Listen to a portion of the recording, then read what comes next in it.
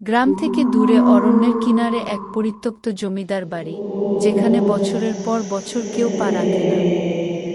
মানুষ বলে ওই বাড়িতে বাস করে কি ছায়াপসনা কি এক ডাইনি, যে কেবল রাতেই জেগে ওঠে আর শিকার করে।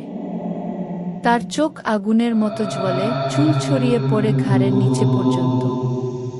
কিন্তু সবচেয়ে ভয়ঙ্কর বিষয়, সে মানুষ খায়। হ্যাঁ, রক্তমাংস ছিঁড়ে খায়, একেবারে কাঁচা অবস্থায়। চারজন কলেজ পড়ুয়া বন্ধু, তন্ময়, রীতা, ইমন আর সুজয়, সাহস দেখাতে গিয়ে ওই বাড়িতে রাত কাটানোর প্ল্যান করে। সবাই ভাবছিল এটা নিছকি এক কি ভৌতিক অ্যাডভেঞ্চার, ভিডিও তুলে ভাইরাল করবে। তারা রাত ১-২টায় পৌঁছায়। টর্চের আলোয় দেখতে পায় ঘরের দেওয়ালে পচা রক্তের দাগ, ছাদ থেকে ঝুলে থাকা গলিত মাংসের টুকরো, আর ভেঙে পড়া আয়নার সামনে রাখা এক কাঠের পুতুল, যার চোখে আজানুলম্বিত লাল কাপড় বাঁধা।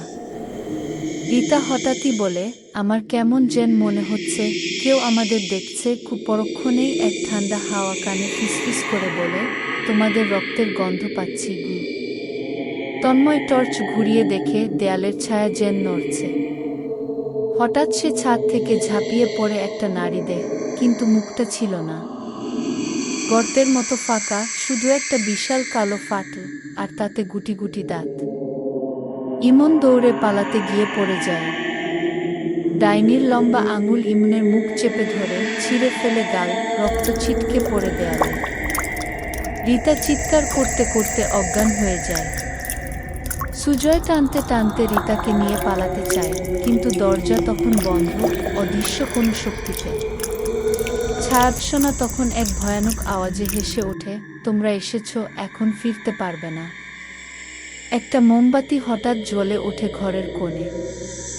সেই আলোয় দেখা যায় ৬টা কাটা মাথা এক সারিতে সাজানো, একটাই লেখা, পরবর্তী তুমি গু।